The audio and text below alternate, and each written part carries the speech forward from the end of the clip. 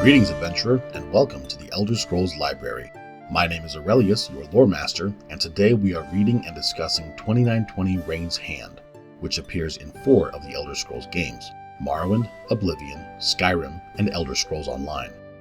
This book is the 4th in a 12-part historical series about Vivec and the final year of the First Era. Let's get into 2920 Rain's Hand.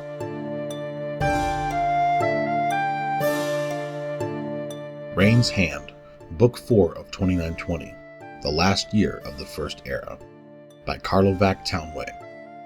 3rd of Rain's Hand, 2920, Cold Harbor, Oblivion.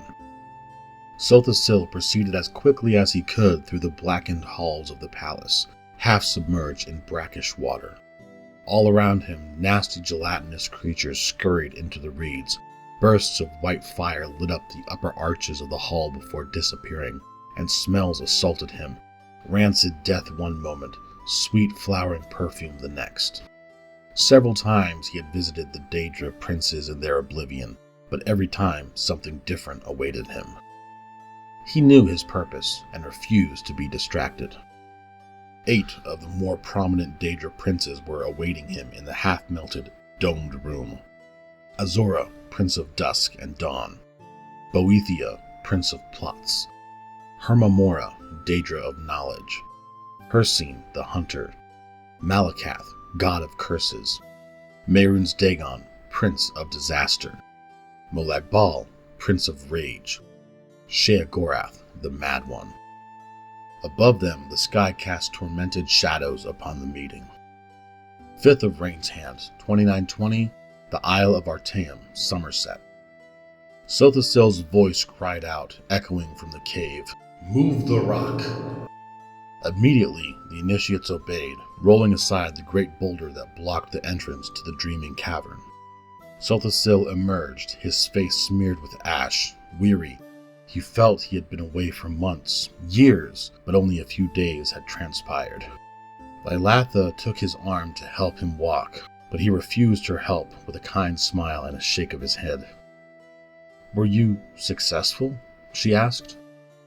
"The Daedra princes I spoke with have agreed to our terms," he said flatly. "Disasters such as befell Gilverdale should be averted. Only through certain intermediaries such as witches or sorcerers will they answer the call of man and Myr." "And what did you promise them in return?" asked the Nord boy Welleg.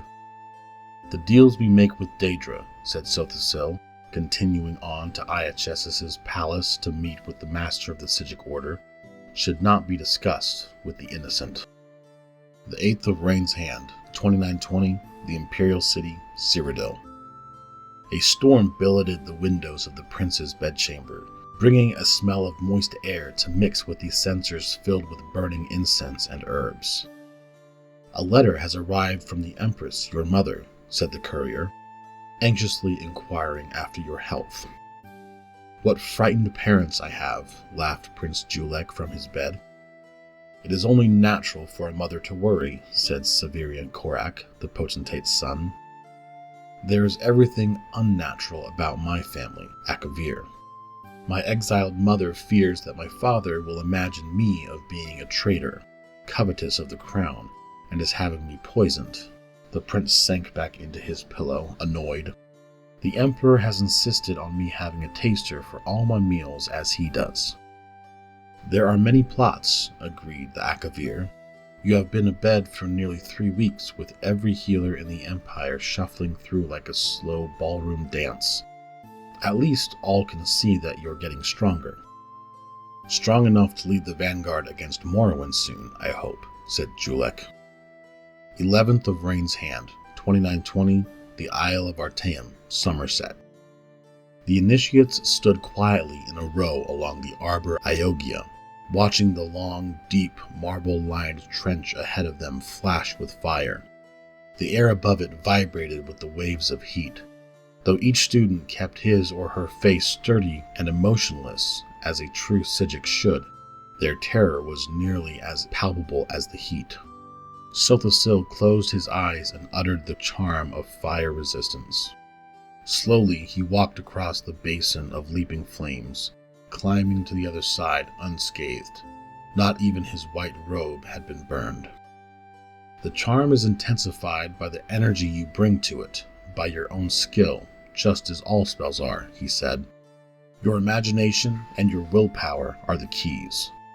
There is no need for a spell to give you a resistance to air, or a resistance to flowers, and after you cast the charm, you must forget there is even a need for a spell to give you resistance to fire.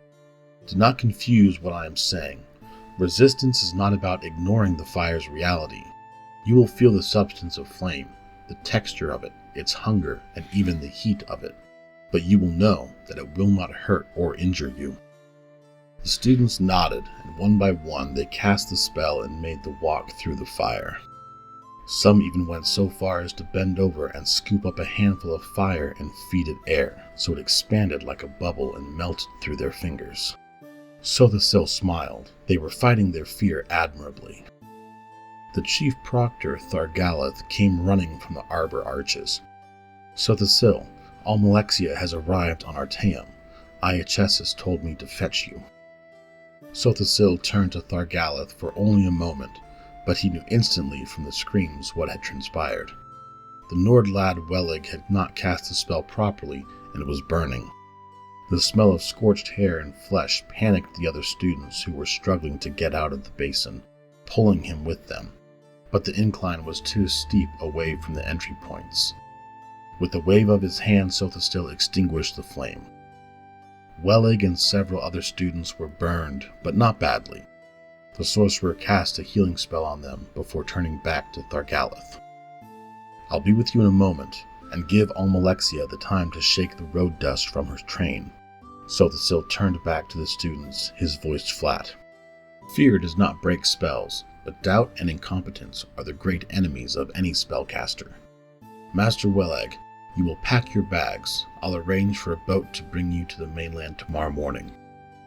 The sorcerer found Almalexia and Iachesis in the study, drinking hot tea and laughing. She was more beautiful than he had remembered, though he had never before seen her so disheveled, wrapped in a blanket, dangling her damp, long black tresses before the fire to dry. At Sothasil's approach, she leapt to her feet and embraced him. Did you swim all the way from Morrowind? He smiled. It's pouring rain from Skywatch down to the coast, she explained, returning his smile. Only a half a league away, and it never rains here, said Iachesis proudly. Of course, I sometimes miss the excitement of Somerset, and sometimes even the mainland itself. Still, I'm always very impressed by anyone out there who gets anything accomplished. It is a world of distractions. Speaking of distractions, what's all this I hear about a war? You mean the one that's been bloodying the continent for the last 8 years, Master? Asked Sothasil, amused. I suppose that's the one I mean, said Iachesis with a shrug of his shoulders. How is that war going? We will lose it unless I can convince Sothasil to leave Artaeum, said Almalexia, losing her smile. She had meant to wait and talk to her friend in private, but the old Altmer gave her courage to press on.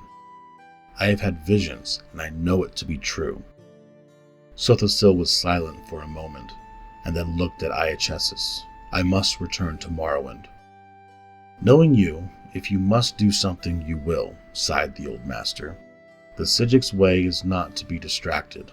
Wars are fought, empires rise and fall. You must go, and so must we. What do you mean, Iachesis? You're leaving the island? No, the island will be leaving the sea, said Iachesis, his voice taking on a dreamy quality. In a few years the mists will move over Artaeum, and we will be gone. We are counselors by nature, and there are too many counselors in Tamriel as it is. No, we will go, and return when the land needs us again, perhaps in another age. The old Altmer struggles to his feet, and drained the last sip of his drink before leaving Sothasil and Almalexia alone. Don't miss the last boat.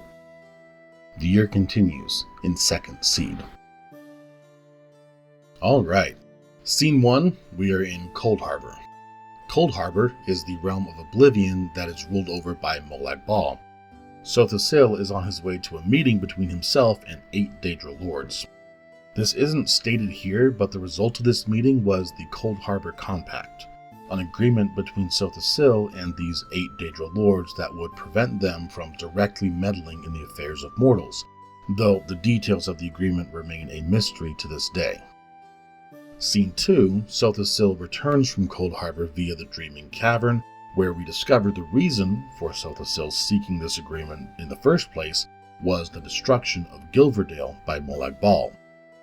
Scene 3, we are back in the Imperial City with Prince Julek, who has received a letter from his mother. His mother, if you recall, is imprisoned in Blackmarsh for plotting to overthrow the Emperor. Scene 4, we are back on Artaeum with Sothosil. He is teaching a class on fire resistance before the arrival of Almalexia. Almalexia wastes no time for hiding her reason for coming all this way when she does arrive. She tells Sothosil that unless he returns to Morrowind, the war with the Empire will be lost, and Sothosil quickly agrees to return. We get an interesting bit of information from Iachessus. He seems to think that Tamriel isn't in need of the Psijics, or at least they aren't desired, claiming that their role as counselors isn't wanted because there are too many counselors as it is, revealing his plan for the whole of the island to go missing, something that has happened many times over the course of history.